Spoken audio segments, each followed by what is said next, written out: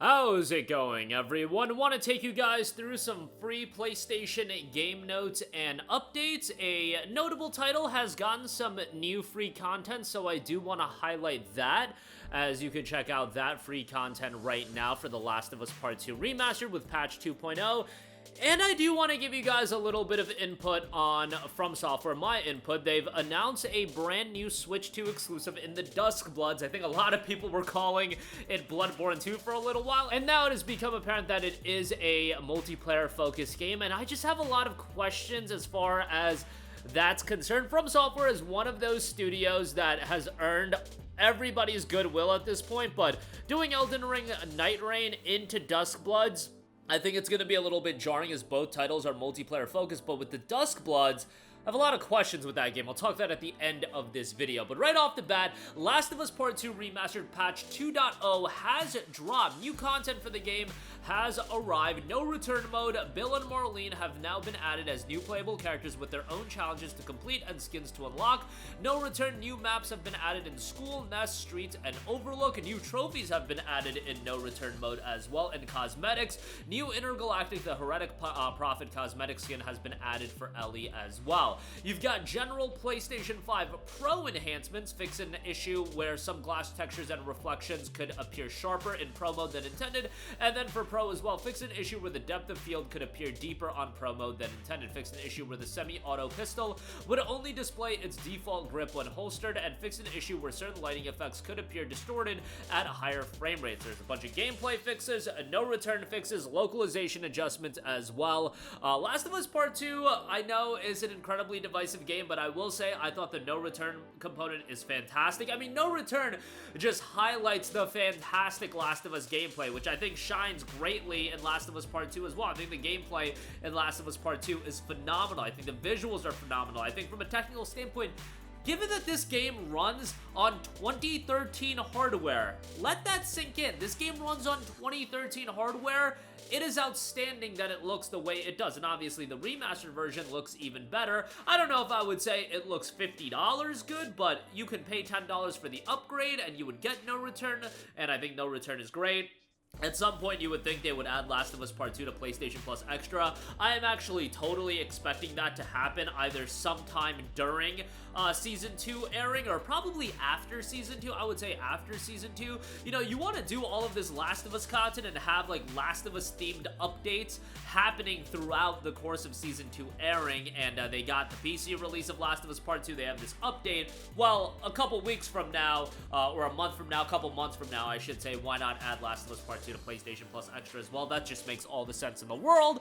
And Part 1, I believe, is still available in Plus Extra. They added that last year, I believe, for Last of Us Day or whatever it is. But yeah, that is available now, patch 2.0 for Last of Us Part 2. Alright, moving on from that, a lot of discussion and dialogue around From Software as they announced the Duskbloods. When I initially saw it, I was like, oh man, Nintendo got an agreement with From Software to get an exclusive like the Duskbloods. And then when you think about it, to get an exclusive, to get From Software to do an exclusive for a Nintendo platform, I think they would do it. Obviously, they're doing it here with the Duskbloods, but in the sense of it being a main From Software game, a single-player-oriented title, let's say it was a true spiritual successor to Bloodborne, and it being a Switch 2 exclusive, I think that would be incredibly jarring because these From Software games, while they've been available on Nintendo Switch, Dark Souls 1 is available on Nintendo Switch, Elden Ring is coming to Nintendo Switch. Are Nintendo platforms the place that people go to play From Software games? I would say generally no. That's usually PlayStation and PC, even Xbox to an extent. I just don't think a game launching as a Switch 2 exclusive, and if it was a spiritual successor to Bloodborne, makes a lot of sense. In regards to the Duskbloods, it does seem to be that this is a smaller multiplayer-oriented title. That to me already gives me a lot of pause because it's still thematically very akin to the darker tone games that From Software has. And again, I would say that's more akin to PC and PlayStation, but the fact that it is a multiplayer-focused game and it's launching as a new console as an exclusive, I just think this is one of those games. and I might be wrong about it. I don't think it's gonna be a massive release, especially when you consider the fact, what is this gonna be priced at? Is this gonna be $70 or $80? Like, at that point, I just don't think Dustbloods is gonna resonate. Switch 2, multiplayer-oriented, From Software game, like, is that exciting? I don't think to the audience that's picking up a Switch day one, at least for the majority of them, that's gonna be a game where they're gonna be like, oh my god, I gotta get that game. And for the audience that isn't sold on the Switch 2, is Duskbloods a system seller?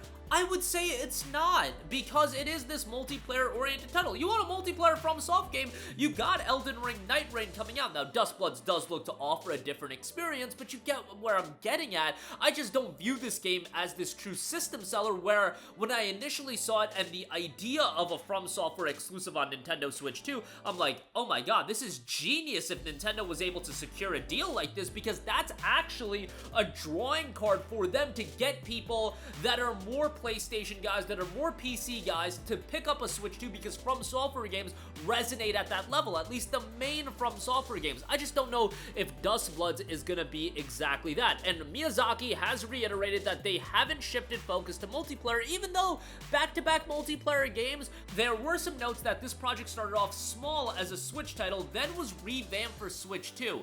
I do believe Dustbloods was expanded upon when it got revamped for Switch 2, obviously, but it seemed like it started off as a smaller game, and I don't believe that this is a main From Software release in the sense of a true big game from them. Maybe I'm wrong. Online multiplayer-focused games, and I'm sure the game is gonna be a compelling multiplayer experience, but is it gonna be an experience that draws people in and really resonates with people? That remains to be seen, and maybe I'm at a point where I shouldn't be questioning From Software and what they do, but I just think it coming out exclusively to the Switch 2, a brand new console, where if it was released on the original Switch, you've already got so many millions of Switches out there, but a multiplayer-focused game from Software, as what I think a lot of people initially viewed as a system seller for the Switch 2, I don't think is exactly that.